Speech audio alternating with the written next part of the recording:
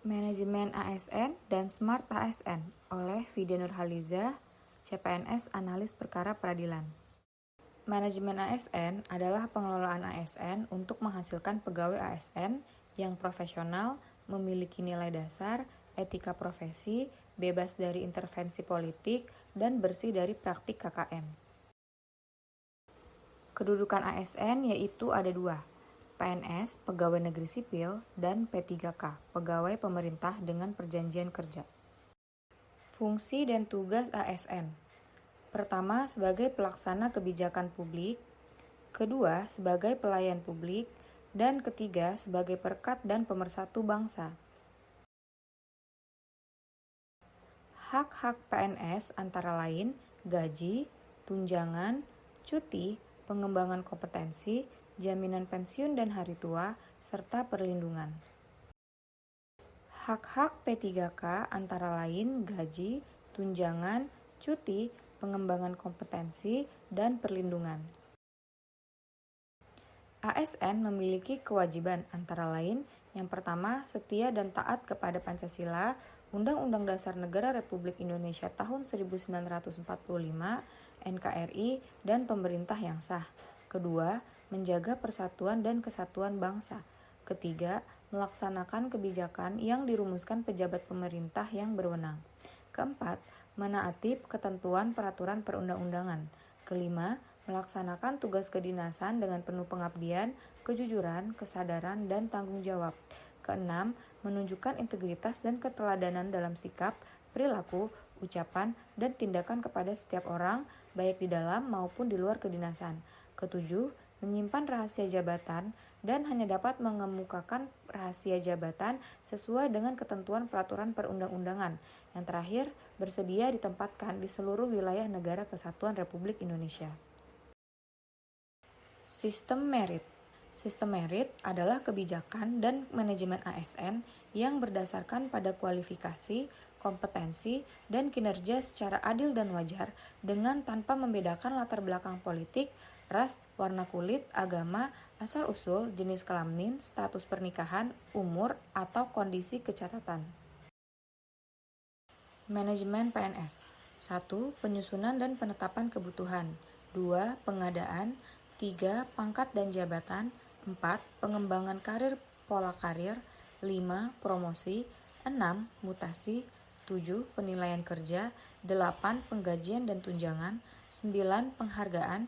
10. Jaminan pensiun dan jaminan hari tua. 11. Disiplin. Dan ke-12 perlindungan. Manajemen PPK. Pertama, penetapan kebutuhan. 2. Pengadaan. 3. Penilaian kinerja. 4. Penggajian dan pengembangan kompetensi. 5. Pemberian penghargaan. 6. Disiplin. 7. Pemutusan hubungan perjanjian kerja. 8. Perlindungan. Penggantian pejabat pimpinan tinggi.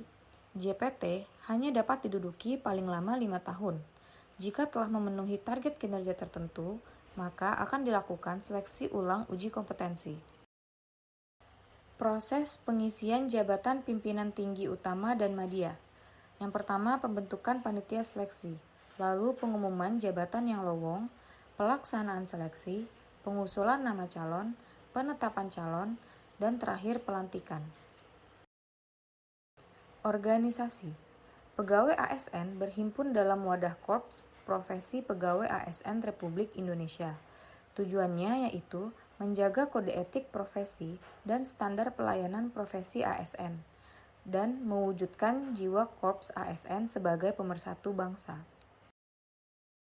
Penyelesaian sengketa ASN diselesaikan melalui upaya administratif. Keberatan diajukan secara tertulis kepada atasan. Upaya administratif terdiri dari keberatan dan banding administratif. Ketentuan lebih lanjut diatur dengan peraturan pemerintah. Smart ASN. Literasi digital, pilar literasi digital, kompetensi digital. Literasi digital banyak menekankan pada kecakapan pengguna media digital dalam melakukan proses mediasi media digital yang dilakukan secara produktif. Namun, seorang pengguna yang memiliki kecakapan literasi digital yang bagus tidak hanya mampu mengoperasikan alat, melainkan juga mampu bermedia digital dengan penuh tanggung jawab. Indonesia Digital Nation yang bermartabat, berkeadilan, dan berdaya saing diwujudkan dengan pemerintahan digital, masyarakat digital, dan ekonomi digital dengan cara regulasi dan kebijakan, pengendalian, aktivitas digital, aplikasi, infrastruktur, SDM digital, teknologi penunjang, riset, dan inovasi. Pilar literasi digital, digital skills, digital culture, digital ethics, dan digital safety. Kompetensi digital menurut Japelidi adalah mengakses, menyeleksi, memahami, menganalisis, memverifikasi, mengevaluasi, mendistribusikan, memproduksi, berpartisipasi, serta berkolaborasi. Hak dan kewajiban dalam dunia digital menurut Council of Europe. 1. Akses dan tidak diskriminatif. 2. Kebebasan berekspresi dan mendapatkan informasi.